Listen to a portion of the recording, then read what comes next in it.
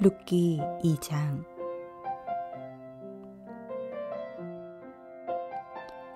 나오미의 남편 엘리멜렉의 친족으로 유력한 자가 있으니 그의 이름은 보아스더라. 모압 여인 룻이 나오미에게 이르되 원하건대 내가 밭으로 가서 내가 누구에게 은혜를 입으면 그를 따라서 이삭을 줍겠나이다 하니 나오미가 그에게 이르되 내 딸아 갈지어다 하매 룻이 가서 베는 자를 따라 밭에서 이삭을 줍는데 우연히 엘리멜렉의 친족 보아스에게 속한 밭에 이르렀더라. 마침 보아스가 베들레헴에서부터 와서 베는 자들에게 이르되 여호와께서 너희와 함께 하시기를 원하노라 하니 그들이 대답하되 여호와께서 당신에게 복 주시기를 원하나이다 하니라. 보아스가 베는 자들을 거느린 사환에게 이르되 이는 누구의 소녀냐 하니 베는 자를 거느린 사환이 대답하여 이르되 이는 나오미와 함께 모압 지방에서 돌아온 모압 소녀인데 그의 말이 나로 베는 자를 따라 단 사이에서 이삭을 줍게 하소서 하였고 아침부터 와서는 잠시 집에서 쉰 외에 지금까지 계속하는 중이니이다. 보아스가 룻에게 이르되 내 딸아 들으라. 이삭을 주우러 다른 밭으로 가지 말며 여기서 떠나지 말고 나의 소녀들과 함께 있으라. 그들이 베는 밭을 보고 그들을 따르라. 내가 그 소년들에게 명령하여 너를 건드리지 말라 하였느니라. 목이 마르거든 그릇에 가서 소년들이 길러온 것을 마실지니라 하는지라.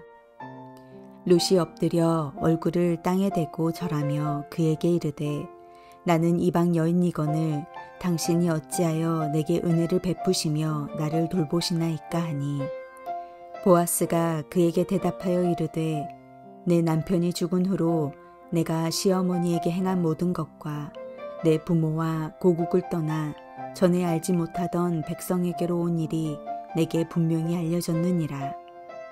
여호와께서 내가 행한 일에 보답하시기를 원하며 이스라엘의 하나님 여호와께서 그의 날개 아래에 보호를 받으러 온 내게 온전한 상 주시기를 원하노라 하는지라. 룻이 이르되 내 주여 내가 당신께 은혜를 입기를 원하나이다. 나는 당신의 하녀 중에 하나와도 같지 못하오나 당신이 이 하녀를 위로하시고 마음을 기쁘게 하는 말씀을 하셨나이다 하니라.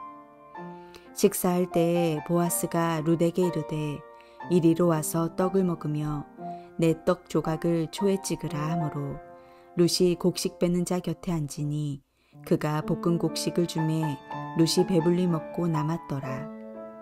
룻이 이삭을 주우러 일어날 때에 보아스가 자기 소년들에게 명령하여 이르되 그에게 곡식단 사이에서 죽게 하고 책망하지 말며 또 그를 위하여 곡식 다발에서 조금씩 뽑아 버려서 그에게 줍게 하고 꾸짖지 말라 하니라. 룻이 밭에서 저녁까지 줍고 그 주운 것을 떠니 보리가 한 에바쯤 되는지라. 그것을 가지고 성읍에 들어가서 시어머니에게 그 주운 것을 보이고 그가 배불리 먹고 남긴 것을 내어 시어머니에게 드리매 시어머니가 그에게 이르되 오늘 어디서 주었느냐 어디서 일을 하였느냐 너를 돌본 자에게 복이 있기를 원하노라 하니 룻이 누구에게서 일했는지를 시어머니에게 알게 하여 이르되 오늘 일하게 한 사람의 이름은 보아스니이다 하는지라. 나오미가 자기 며느리에게 이르되 그가 여호와로부터 복받기를 원하노라. 그가 살아있는 자와 죽은 자에게 은혜 베풀기를 그치지 아니하도다 하고 나오미가 또 그에게 이르되 그 사람은 우리와 가까우니 우리 기업을 물을 자 중에 하나이니라 하니라. 모압 여인 룻이 이르되 그가 내게 또 이르기를 내 추수를 다 마치기까지 너는 내 소년들에게 가까이 있으라 하더이다 하니 나오미가 며느리 룻에게 이르되 내 딸아 너는 그의 소녀들과 함께 나가고 다른 밭에서 사람을 만나지 아니하는 것이 좋으니라 하는지라. 이에 룻이 보아스의 소녀들에게 가까이 있어서 보리추수와 밀추수를 마치기까지 이삭을 주우며 그의 시어머니와 함께 거주하니라.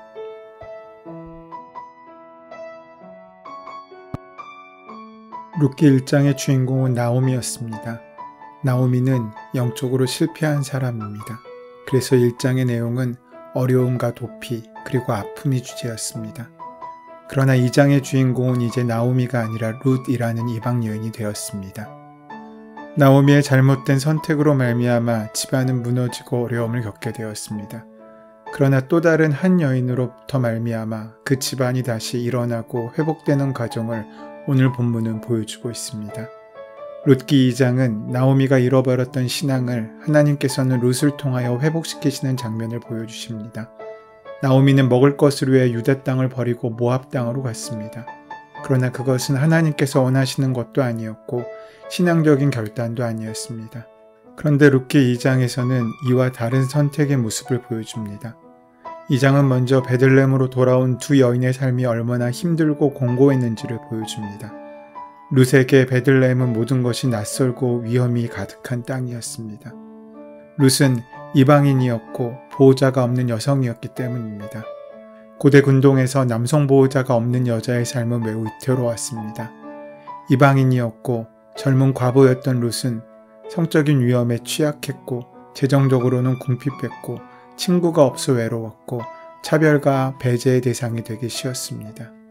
그렇게 거친 남자들 틈에서 여성은 참 취약한 존재가 될 수밖에 없습니다. 게다가 남의 밭에 떨어진 이삭을 주어 시어머니와 더불어 연명하려는 이방 출신의 여인은 가장 연약한 존재라고 할 수 있습니다. 하지만 나오미와 룻은 의지할 곳도 먹고 살 길도 막연했습니다. 룻은 선량한 사람을 만나면 밭에 떨어진 이삭을 주울 수 있을 거라면서 밭에 나아보겠다고 나오미에게 말합니다. 다른 방도가 없었던지라 나오미는 그렇게 하라고 말합니다. 나오미를 따를 때 어느 정도 각오는 했겠지만 막상 현실을 마주하게 되면 두렵고 피하고 싶은 것이 인지상정일 것입니다. 하지만 룻은 용기 있는 여성이었습니다. 그녀는 시어머니를 봉양하기 위해 또 살기 위해 기꺼이 위태로운 삶 속으로 들어갑니다. 내 삶도 충분히 힘든데 다른 누군가를 사랑하기 위해 자신을 희생하는 것, 우리 시대에는 어리석게만 보일 뿐입니다. 희생하고 싶지 않아 결혼도 출산도 기피하는 시대이지 않습니까? 하지만 자신을 온전히 내어주는 희생 없이는 진정한 사랑도 열매도 없습니다. 그런 의미에서 희생 없는 우리 시대는 사랑이 없는 시대이기도 합니다. 그런데 오늘 본문에 재밌는 표현이 등장합니다. 룻이 우연히 보아스의 밭에서 이삭을 줍게 되었는데 마침 보아스가 그 밭에 와서 룻을 만나게 됩니다.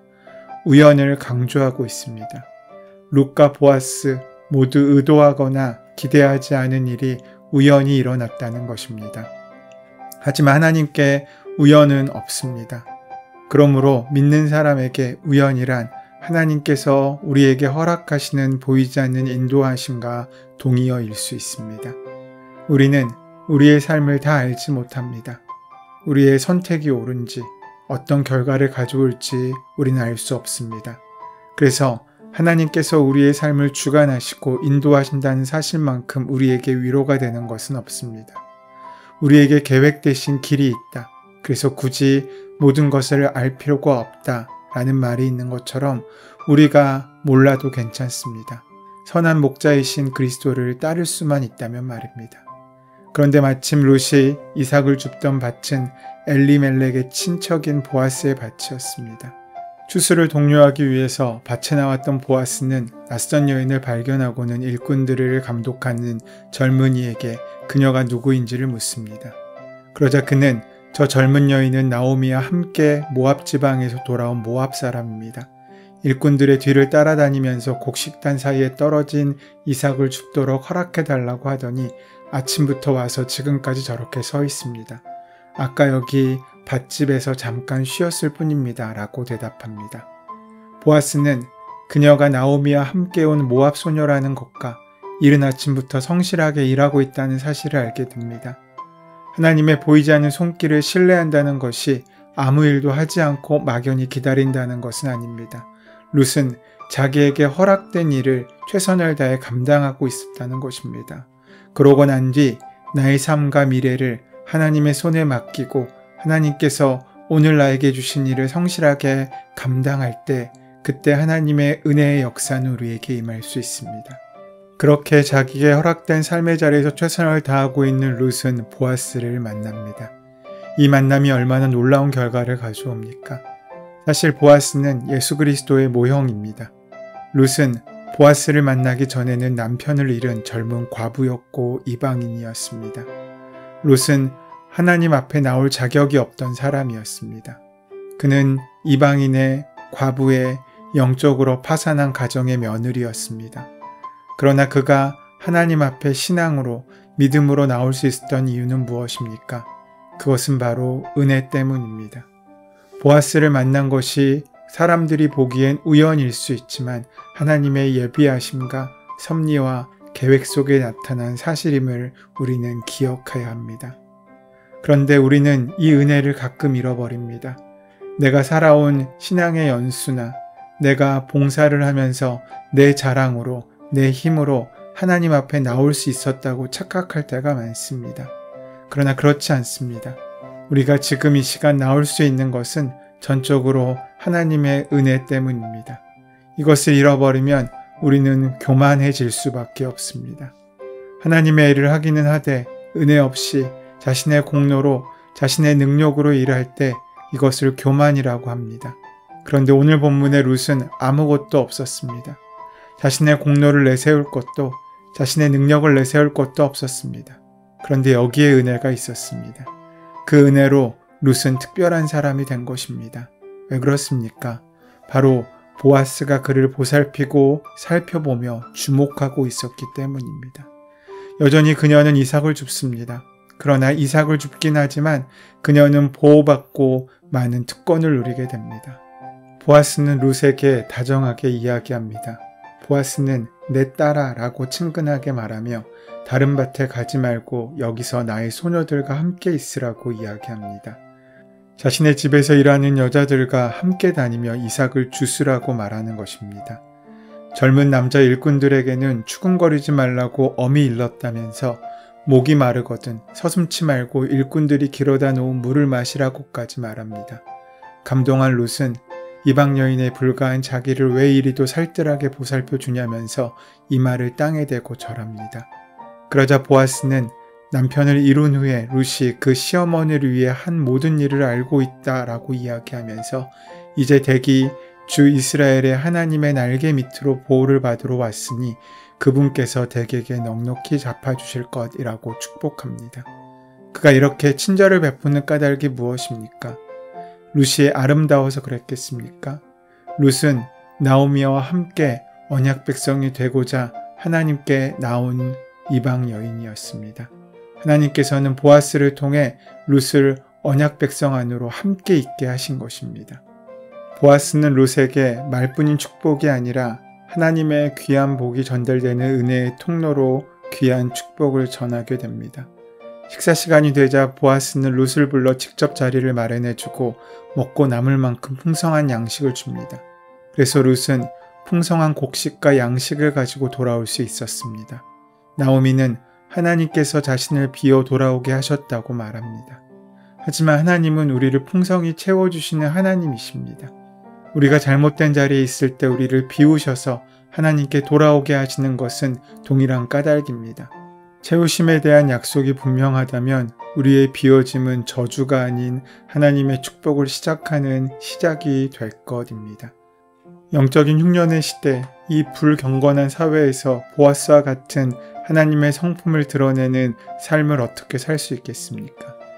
1장이 나오미의 신앙을 통해 도전을 둔다면 2장은 보아스의 신앙을 통해 우리에게 또 다른 도전을 줍니다. 그리고 또 다른 한 사람, 이제 회심하고 하나님의 백성이 된 룻이라는 모압 여인을 통해서 우리에게 은혜의 자리로 나올 것을 요구하고 있습니다.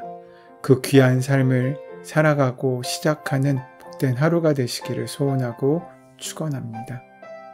은혜의 주님, 우리의 주변 환경이 어떠하든지 우리 삶의 조건이 어떠하든지 아무 핑계 없이 주님만 바라보고 나아가는 귀한 삶을 살아갈 수 있도록 인도하시고 함께하여 주시옵소서. 예수 그리스도의 이름으로 기도드립니다.